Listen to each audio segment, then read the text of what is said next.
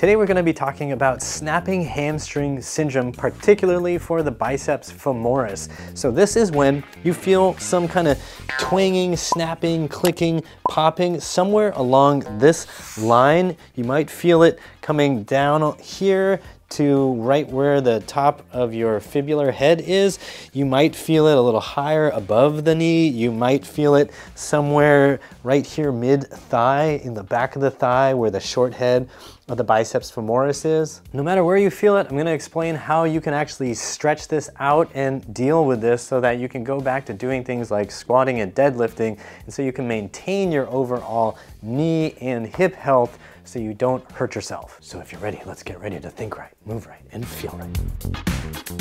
Big thanks to Anton for commenting on a video that I made almost 10 years ago about this stretch and about the situation. Anton was doing heavy 170 kilogram squats, and he discovered over time that his left knee started to feel really funky and he was getting a snapping and popping sensation in the biceps femoris. Doctors, unsurprisingly, suggested he get surgery to fix something in his knee. But luckily, Anton didn't get caught in rips, rest ice injections, pills, and surgery. Don't get caught in rips. That's right, Boney. Don't get caught in rips because they don't work. If you're noticing that an exercise is obviously making something worse about the mechanics of a joint, you know that something about that exercise and how you're doing it is throwing off muscle balance and messing with the way that joint is articulating. I know Anton's problem very well because it happened to me too. After a few years of doing barbell squats, I started to get a lot of weirdness in my knee until one day something actually went pop, snap, and I couldn't walk very well or squat for about 3 weeks. But I'll get back to that story later. If you want to actually do something to help your biceps femoris, here's what you're going to do. Stick your foot up on an elevated surface. Maybe it's not this high, it could be much lower. Whatever gives you an immediate sense of stretch in your hamstrings is good. You may notice that just doing this and keeping the toes pointing up towards the ceiling is enough to give you a stretch that's more to the lateral side of your hamstrings, which would be where your biceps femoris is. Now, if you are really tight there, you might notice that your body actually tries to get out of that stretch and you twist to the side. Right? So let's say I'm doing my right leg and I have a really tight biceps femoris. I throw my leg up and I'll go, oh, my pelvis will twist open and away, so I take the stretch out of the biceps femoris. Don't let that happen. So your leg goes up, you're trying to keep yourself at least square, so hips are square to the foot, and then you want to go over square or not square at all. So you're taking the other side hip and you're closing in, so now you're twisting over towards the leg you're stretching. You're trying to bring everything over there. That's going to accentuate the stretch on the lateral hamstrings, meaning your biceps femoris, okay? So don't use too high of a surface, because if you do, you're gonna just feel like, ugh, and then you're gonna try to get a glute stretch, which not so bad, but you do need to get the biceps femoris, okay? So toes come back. If you have trouble with keeping the toes back, you might not feel the stretch in the right place. If you do this, you might not feel anything, right? So you gotta keep that cocked back.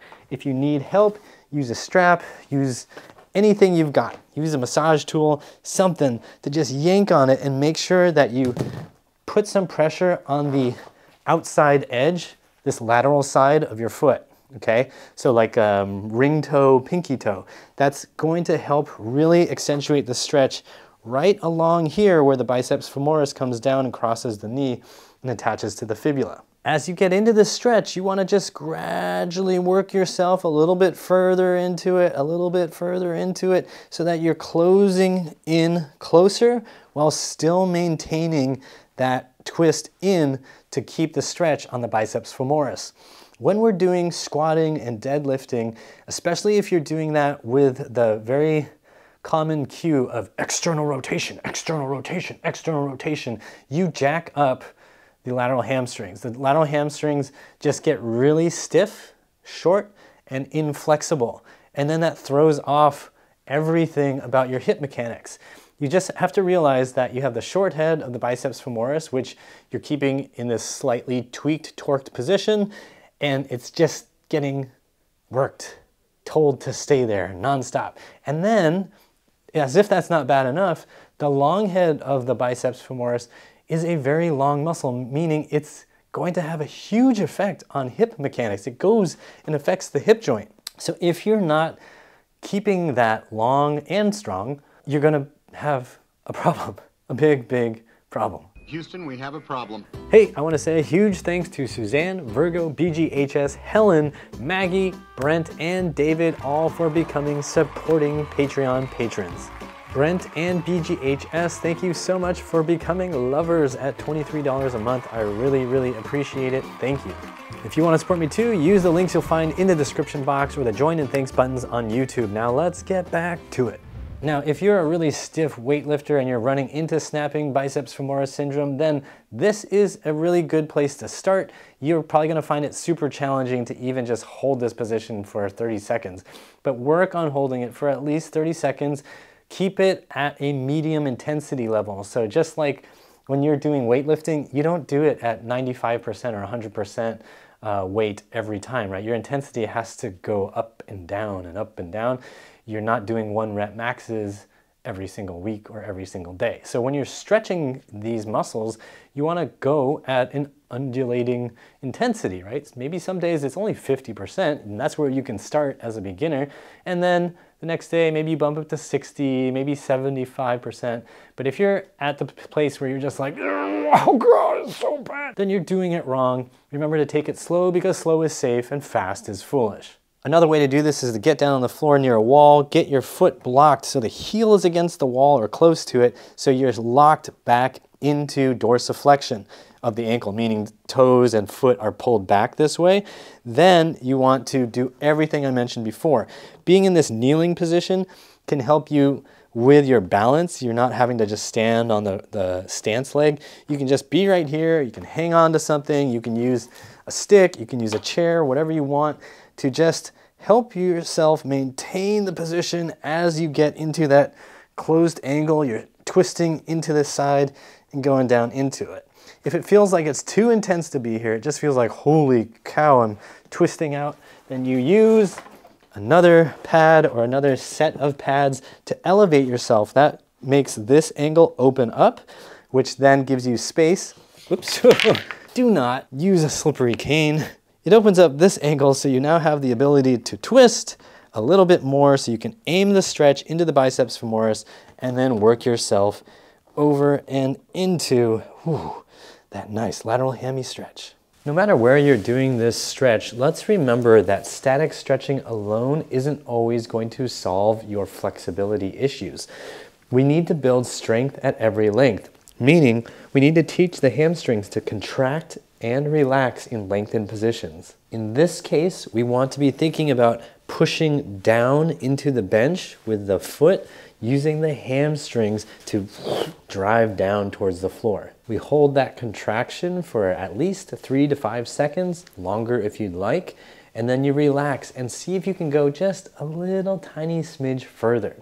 When you first start with this, I suggest using 30 to 50% of a max contraction, so you shouldn't be gritting and Instead, make sure you focus on feeling the right muscles firing, keep them squeezed, keep them working, then relax, and then gradually move a ½ degree, 1 degree, 2 degrees, 3 degrees, just a little bit in. You're not trying to make drastic changes, you're just trying to train those muscle fibers to get a little longer and feel safe in that slightly longer position. Of course, do both sides and use those contractions to build strength at every length.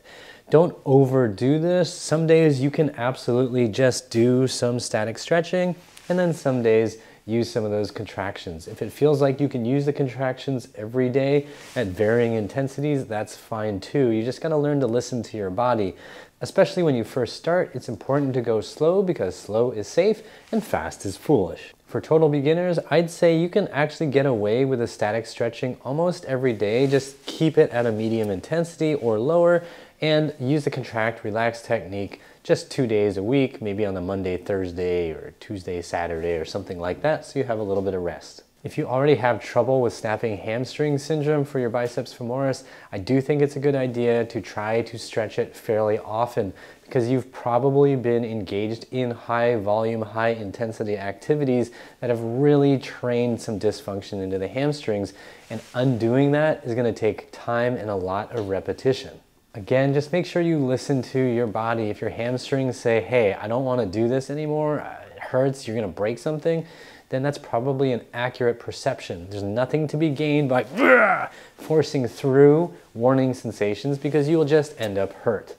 When I was doing barbell squats, I really liked the sensation of getting stronger and lifting heavier weights, but I really didn't like that my range of motion seemed to be getting worse, and my knee was feeling really weird and tight all the time with that weird snapping sensation. And that one day I was doing squats at not particularly heavy a weight, my knee literally went boom, and I struggled to get back up, and at that point I couldn't even bend my knee. The act of just going down like that felt like my knee was going to explode because something was so wrong. For the first couple days, I was literally just limping around with a totally locked knee. I tried to just bend like this, and it still felt like everything was going to explode. The whole thing looked and sounded like a catastrophic meniscus tear, but if you've watched my videos before, you know that I ATM always think muscles, and also meniscus tears don't make any sense when you look at the science. The surgeries don't work, the meniscus tears themselves don't correlate to pain, so I just wasn't really ready to go down that path. Instead, I asked my friend at Strength Side, Josh Hash, to actually help me by twisting my tibia into internal rotation while I tried to bend my knee. And what we discovered is that if there was internal rotation on the tibia, I could bend the knee pain-free, although I still needed him to apply that traction to maintain that internal rotation. Now you might be thinking, why the internal rotation? Why would you do that?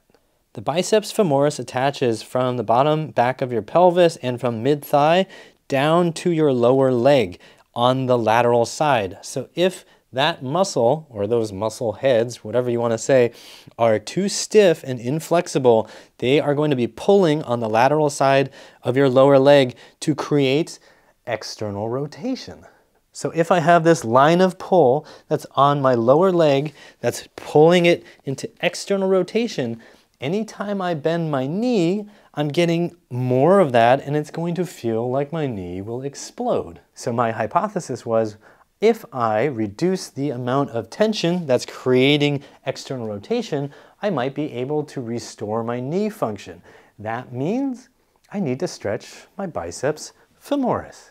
And I'm happy to report that it only took me about 3 weeks before I was able to squat again and feel reasonably normal with my knee. And that was many years ago, and my knee is fine. I can still bike, hike, run, surf, rock climb, jump up and down, lift weights. I can do one-legged squat stuff. It doesn't really hurt this knee at all, as long as I make sure I maintain muscle balance and keep stretching out that biceps femoris.